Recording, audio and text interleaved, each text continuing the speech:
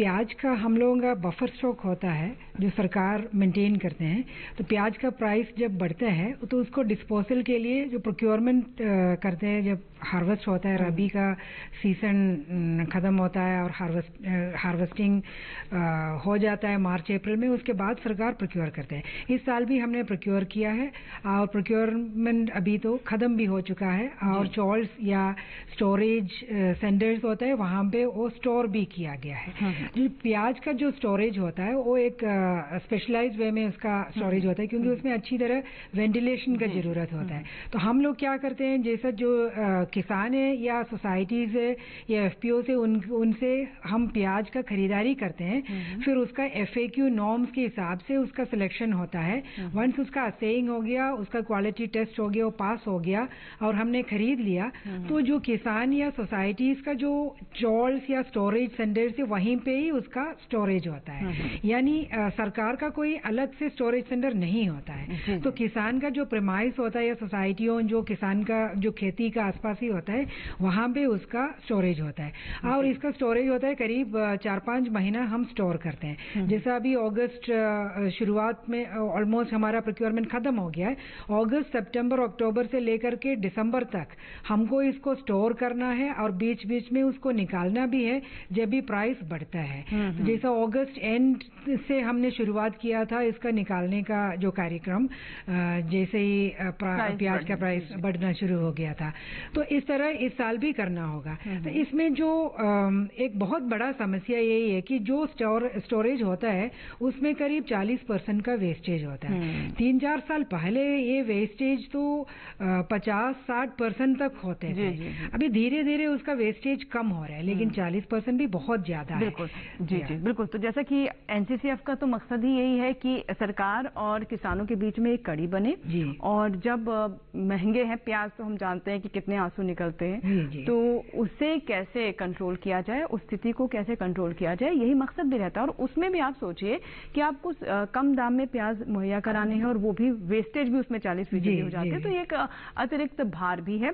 तो मैम यहाँ पर आपको क्या लगता है कि सबसे पहले हम शुरुआत करते हैं किसान से, क्योंकि सबसे महत्वपूर्ण वही है, प्याज तो वही उगाता है, पहले वही स्टोर करता है, तो उसके स्तर पर क्या क्या होना चाहिए और कहाँ उसकी गलती रह जाती है जिसकी वजह से वो वेस्टेज जब हम स्टोरेज करते हैं वहां होती है। जी जी, जैसा हार्वेस्टिंग के टाइम में कई सारे गलतियां होती है, जैसे कि वो जो उसका जो कटिंग होता है उसका बोलते हैं कि लॉन्ग नेक होना चाहिए।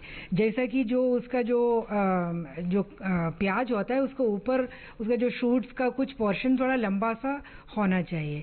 तो अगर ऐसा कट करके रखेगा तो उसमें वेस्टेज कम होता है और वो सड़ने का चांसेस कम रहता है, उसका सड़ने का परसेंटेज कम रहता है। तो ये एक तरीका होता है हार्वेस्टिंग के टाइम में, और सही तरह से उसका हार्वेस्टिंग किया जाए।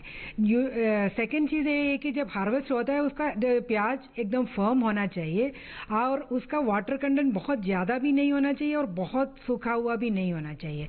तो एकदम हेल्दी स्टेज में उसका कटिंग हो जाए और उसके बाद उसको अच्छी तरह से कुछ 10-15 दिन उसको सुखाया जाए और उसके बाद उसका स्टोरेज किया जाए।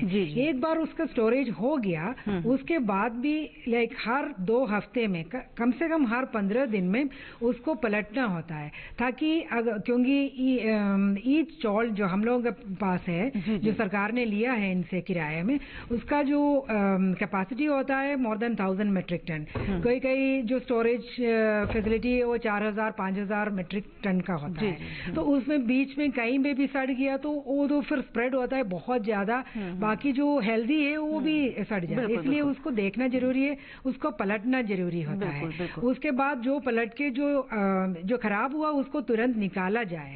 जो खराब हुआ उसको निकाला जाए उसका मतलब ये नहीं है कि वो नहीं यूज होता है, उसका फूड प्रोसेसिंग इंडस्ट्री में उसका यूज हो सकता है। जैसा प्याज का जो अनियन पेस्ट होता है वो यूज हो सकता है, उसमें यूज हो सकता है।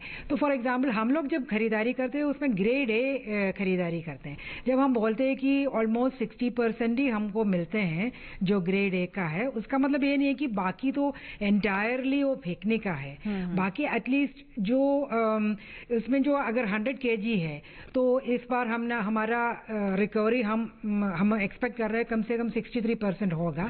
तो बाकी जो बचा है उसमें 15% जो शॉर्टेज होता है क्योंकि सूख जाता है, जो वाटर कंटेंट है वो इवापोरेट हो जाता है, तो ऑटोमेटिकली वो वेट लॉस होता है। बाकी कुछ 20% के आसपास वो ग्रेड भी या हल्का मतलब वो फ्रेश प्याज के रूप में नहीं यूज कर सकते हैं, बट वो फूड प्रोसेसिंग इंडस्ट्री में वो भी डिपेंड करता है कि वो उसकी स्थिति किस तरीके से है, क्योंकि कई बार अगर थोड़ा सा भी वुंड है अगर फल में या फिर कंद में, तो वो आगे चल के खराब हो सकता है, तो उसी स्टेज पर ही उसको निकालकर प्रोसेस कर दिया जाए। उसको सॉर्टिंग करके जो एग्जैक्ट जो बहुत रोटन है उसको हटाया जाएगा, जो मतलब बेच नहीं सकते लेकिन फूड प्रोसेसिंग इंडस्ट्री में दे सकते हैं, उसको अलग से किया जाए। तो दीज आर सिंपल मेजर्स जो कोई भी कर सकते हैं, उसका खाली अवेयरनेस का कमी होती है। जी बिल्कुल मैम, ये तो अपने किसान के स्तर पर बताया। अब मैं यहाँ पर जानना चाहूंगी, क्योंकि प्याज देखिए अपने आप में एक थोड़ा अलग तरह की सब्जी है, ये अन्य सब्जी इसकी शेल्फ लाइफ ज्यादा है, लेकिन आपको स्टोरेज भी करनी है उसकी, और अगर शुरुआत में चूक हो गई तो खराब भी बहुत जल्दी हो जाता है। तो हमारे किसान जब दूसरी फसलें हैं, फल हैं, सब्जियां हैं, वो सब अगर कुछ समय के लिए स्टोर कर रहे हैं, तो प्याज को उस समय रखने को लेकर किस तरह की सावधानी बरतनी चाहिए? क्योंकि जहां तक मेरी जानकारी है कि दूसरे फल, सब्जियों और अनाज के साथ प्याज को स्टोर करने के लिए मना किया जाता है। जी जी जी, जो अगर दूसरा सब्जी वगैरह के साथ अगर प्याज को स्टोर करेगा तो उसमें जो एथिलीन गैस छोड़ते हैं, उससे वो प्याज का क्वालिटी खराब हो सकता है।